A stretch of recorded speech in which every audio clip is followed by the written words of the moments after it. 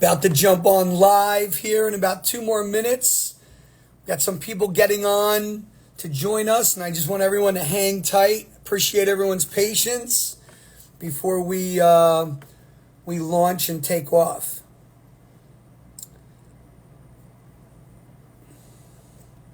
While I'm preparing myself, I just want to say I'm grateful for being healthy. I'm extremely grateful for the amazing Indian food I had today. It was amazing. And I am super grateful for my wife, who just makes so many sacrifices for me and tolerates me, which is just such a major accomplishment. The woman deserves a Medal of Honor. I'm really not that high in maintenance, but yeah, I am, actually. So thank you, Bonnie, for being such a great wife. And we have 1 more minute. So everyone, we got a lot of people jumping on, and I appreciate everyone. Appreciate anyone who can learn tonight. Anyone who feels that they can gain something by improving their wellness is really what we're tackling tonight. 1 more minute. Everyone hang tight.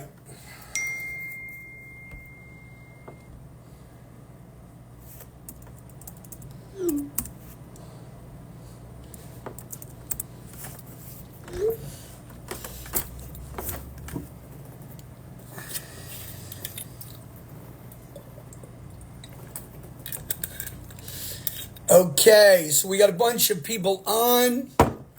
Let's just get started, but I will mosey my way in. We could be on for 20 minutes, 30 minutes, 45 minutes.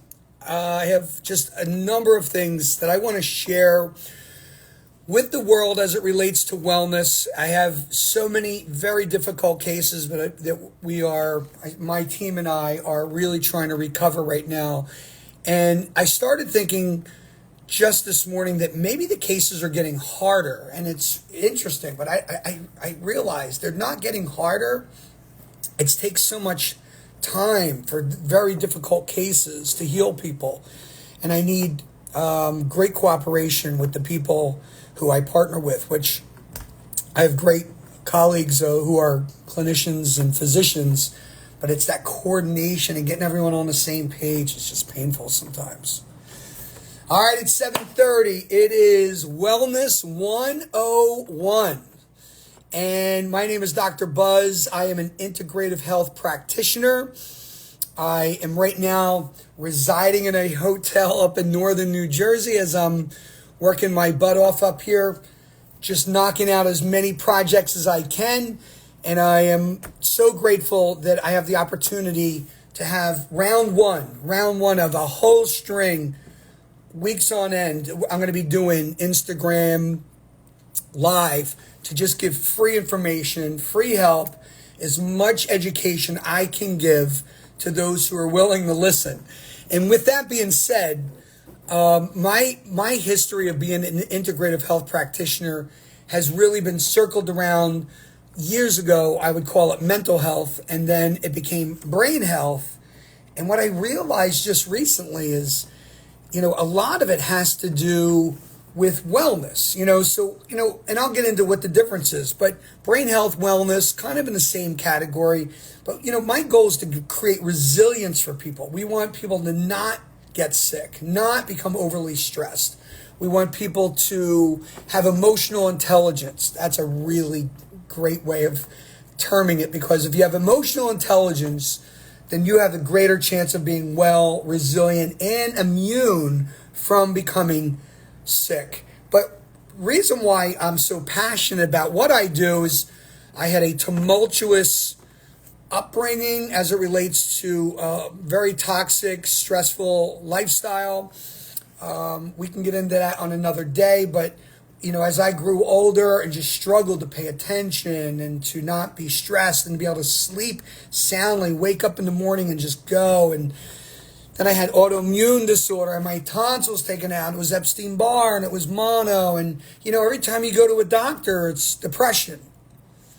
It's bipolar. It's ADHD. And I'm not against diagnoses. I work in the world of diagnoses. But my specialty is in functional medicine, integrative healthcare, behavioral healthcare, of just really about having a healthy brain and body. So to me, when I say this, it almost sounds silly. Why wouldn't you have a healthy body? Why wouldn't you have a healthy brain? And I'll just forecast a little bit before I get diving into our pillars that we're going to tackle while we're on live together, which is really about all the things that are in our environment, all the toxic kind of relationships we accidentally or sometimes voluntarily develop, the things that happen with social media and just how it plays on our minds. I mean, I was just reading science today about how cell phones holding up to your ear can cause brain cancer. Like, we have all these influences that come in that can really hijack our ability to sustain our wellness. So let me share this. As a wellness coach and wellness clinician specializing with anatomy and neuroscience, I would tell you that so many people are just misread, miscalculated, misassessed in the world of wellness, and they're just considered as mentally ill patients. It happens by the minute. I see this all the time. I just had even a case, and I'll give you this as the last example before I dive into some of the content. I just had a case today where a young adult male is on like 3 different psychiatric meds. I'm not saying anything that he shouldn't be on these meds, but because he had an angry day a few days ago with his family and he acted out, but his parents were hammering away at him, like where he was like cornered and he couldn't help himself, couldn't defend himself, didn't want to act aggressively. He was afraid they would have him taken away. So immediately they called the doctor, and the doctor puts him on like another 2 medications. That's called a manifestation of your lack of wellness, or manifestation of a bad brain or unhealthy brain, manifestation of behavioral health. So what I'm trying to do with all of you right now is get you to be your best self, And in doing that, I'm not trying to take the role of your primary care physician. I'm not stepping in and saying that your psychiatrist or your wellness doctor, whomever, therapist is wrong. I'm not saying that at all. What I'm going to give you is a whole bunch of different holistic ideas, things that you can do that I absolutely know that work. Absolutely know that work. I'm certain that they work. But everyone's different. Everyone has different alignments of different triggers, different stressors, different environmental pollutants, different types of home situations, different type of structure, different upbringing, different theological or spiritual ideas or principles, different values. So when we put all that together, plus I just don't know if everyone knows this, you add all of what I just said in that list to, we have over 70,000 man-made chemical substances in our world. I mean, when you think about that, none of them can be good for you because they don't come from the inside of your body, which means they're not organic. So we're taking all these chemicals and, Roundup being one of them, but there's so many others. And with that being said, our bodies and our minds and the wiring system of our brains is just not ready to have all of this attack coming on at the same time. And the more that you have these different these different precursors causing ailments firing at you, the more sick or the more you're at risk for becoming sick. All right, so let's go through it. So ready? I always say in wellness, we're talking sleep, diet, exercise, and mindset. Now, I always put sleep first. As a guy who is not necessarily a sleep expert, I am working on everyone's sleep. Sleep is so key. Why is it so key? Well, when you're sleeping, your brain is repairing itself. It's revitalizing nutrition in the brain. It's getting rid of bad cellular waste. We're talking about stuff that shouldn't be in your brain that needs to detox through your lymphatic system, pushes through your body. It starts from your brain. It's got to get rid of it. If you don't get rid of this stuff, it's like having a fish tank with a few fish in there and you've never changed the water. So then you got to think on top of all that, structure, relationships.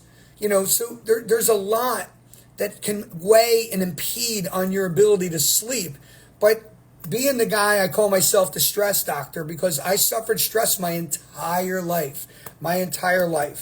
Suffered stress. Whereas the doctors would say, you really need Adderall, or, you should really get, checked out for bipolar disorder. You went a whole day, 2 days without sleep, you must be bipolar. It's craziest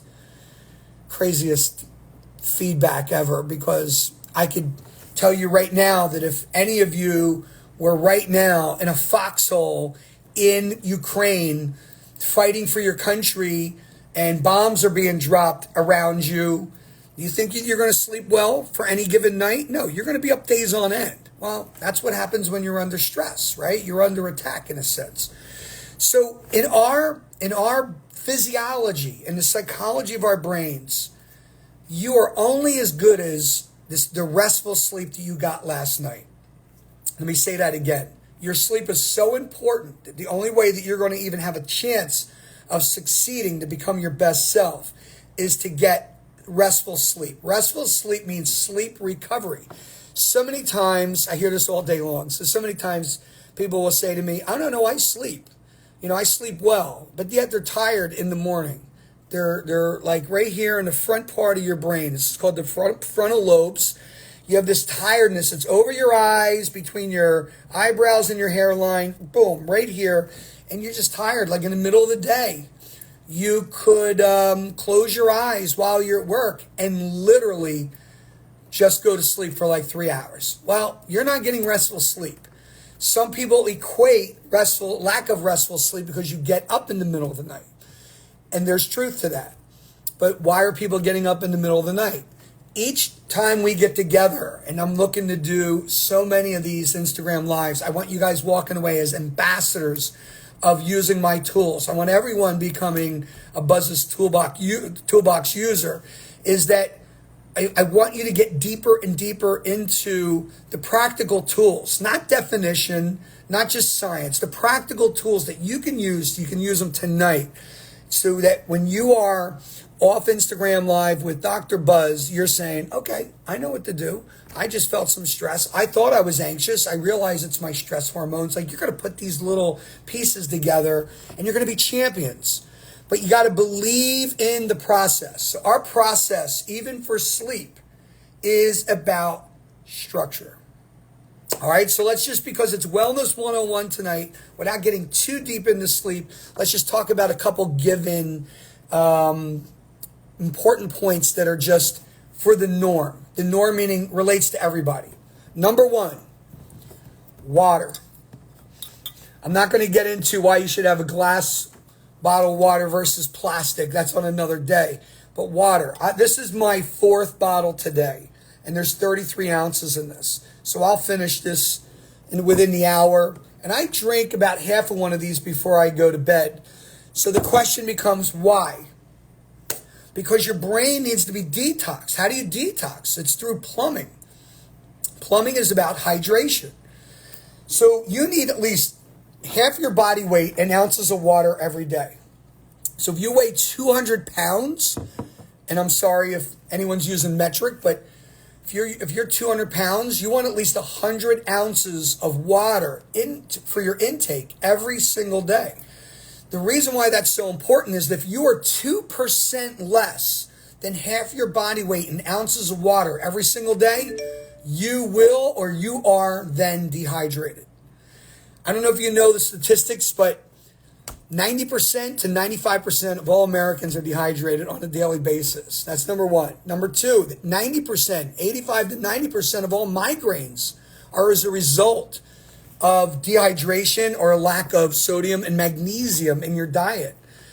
So people that say to me, I drink so much water, you have no idea how much water I drink, but yet they still have the symptoms that would let us know that they could be dehydrated. One of them is just going to the bathroom chronically, constantly, all day long. So when you're constantly going to the bathroom and you got to pee, I got to pee, I got to pee, I got to pee, your body is not absorbing the water. The water is not getting into the cell. So but I'm kind of going a little bit further than I wanted, but I didn't just throw this out there. So I recommend Celtic salt, Celtic, Celtic salt. Selena is a really good brand if you're looking for one. You can buy it on Amazon. Put 3 crystals, one at a time, throughout the whole day before you have a glass of water. 1 crystal of Celtic salt, drink your glass or bottle of water, cup of water, and bam. And I just saw Molly DeRose. Oh my God, what's up, girlfriend? And she says, wow, that's what it is? Yeah, that's what it is. So you want to have Celtic salt because you want to get your sodium. Sodium's important. This is another day, but sodium's critical to have, not table salt. Table salt is junk. It's rancid. It's not good for you. Don't ingest it. But Himalayan sea salt, Celtic salt, I'm just using those as the 2 champion salts.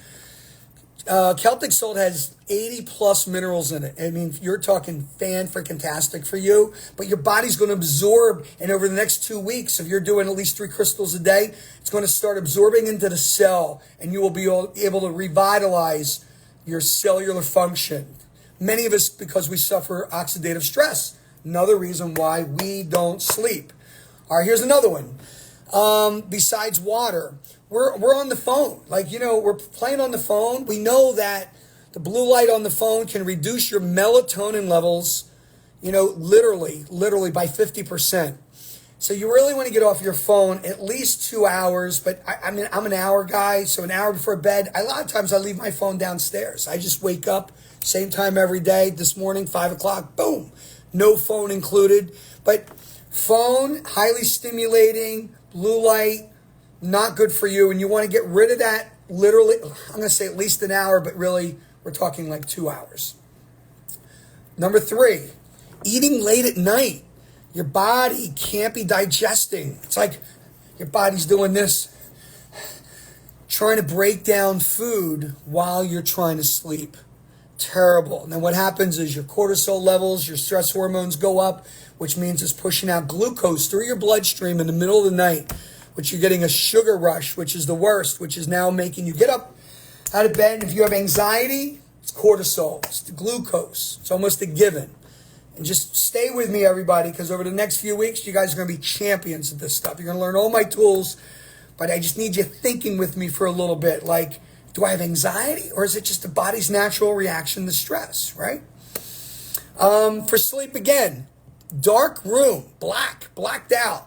Wear one of those little eye patches, right? Those are beautiful. They're amazing. I'll have one for the next time. I'll put it on. I wear those. The second light comes in, touches, and goes to the outside of your skull, boom. Your brain already is ready to wake up. So people wake up, even for that reason. And then one of the other ones, my man, Wendell. What's up, Wendell, my man? So it's good to see you, Wendell. Another one is in the middle of the night, 3rd round of REM sleep, rapid eye movement. Many of you are processing emotional content from your stressful day. So that's where that will wake you up. And why does that happen often? Well, because you're low in magnesium. If you are really high in magnesium content, which 90 to 95% of Americans are deficient in magnesium, which is a mineral, and I always recommend magnesium glycinate. If you take magnesium citrate, I just have to tell you all, it's going to make you poop like without control sometimes. So if you're already a quick pooper, glycinate, not citrate. If you have constipated issues, like where you're just backed up, citrate has become your new friend. So it'll move it out of you. But if you're low in magnesium, I'm telling you right now, you're not going to be a good sleeper. So I'm giving you some of those tools right now in sleep, but structure is the number 1 tool. Go to bed same time every night, wake up same time every day. Even on the weekends, you really kind of want to be in the same lane, same zone, same structure, because your body is habitual and it wants to get used to doing things the same every day. The more predictable your life is, the less stressed your body will perceive your lifestyle or your work style. So just think about if you're a little kid and you have 2 parents and they're never on the same page. Think about how stressed that would be. You might think you're going to get away with a lot, because you probably will, but then you also are not sure what the outcomes are going to be. One day your parents could beat you, the next time they're giving you the keys to the car. You don't know. So that lack of predictability raises stress hormones big time. So let's Let's go into number 2. So we have sleep, we have diet. Diet is big player, big player. When I show you all the things that you guys are used to eating, and I know so many people who say to me, "Oh, what are you talking about? That food was great. It's gluten-free." Well, you're right. And gluten is not good for you, even if you're not, reactive to it. A lot of people say to me, "But I don't have gluten problems." Oh, no, gluten's a problem for everybody. But here's the theory behind it. If you ate Play-Doh, what kids play with? It's gluten-free. But think about trying to digest that stuff, right? Or spackle, right? You're filling in a hole in the wall. It's gluten-free. But, would your body cooperate with that? And the answer is no, it's not going to cooperate. It's not going to be good. You're not going to get any nutrition. So you take food that is a macronutrient, and you're going to break it down by chewing it and make it a micronutrient. And then you're going to swallow it. So now we're in the process of chewing it and swallowing. It's called motility. And in the motility process, it gets down into your digestive tract, your small intestine. And it's going to break it down even more to its word like pureed. And that's where the process, which we're going to have a whole night on this one topic right here called methylation. It's where your body methylates all that food, and it rations, which means it's going to take what it needs to then turn it into amino acids, proteins, vitamins, minerals, whatever it could be. And it's going to utilize it to build hormones and neurotransmitters, etc., throughout your body so that your body can be well. Now, if you're not getting healthy ingredients of food product, you're not going to be able to methylate because the food product is not able to be methylated. So it'd be like trying to eat that Play-Doh and think you're going to turn that into some usable type of mineral, or it's going to help build or develop some sort of hormone for you. That's just not the case. So a Whopper, for example, anyone who eats at Burger King, I know at least one of you characters who's on with me right now. I'm seeing so many, different people joining in, but I know at least one of you characters is a Whopper guy, right? Well, Whopper only has 2% nutrition in it, 2%, and it's full of sodium, and it's the bad sodium, like table salt sodium. It's terrible. So when you think about, you could eat 1 million Whoppers, your body can't digest it, number one. Number two, some of those buns have up to 20 different ingredients in it. A bun should have a couple ingredients, right? Flour, water, right? But maybe 1 or 2 other things in there, and that's it. But we have so many things in processed foods that your body doesn't know what to do with the food product. So I'm going to tell you the 5 right off the top that we want to be aware of. Ready? Number 1, gluten. So gluten is a killer.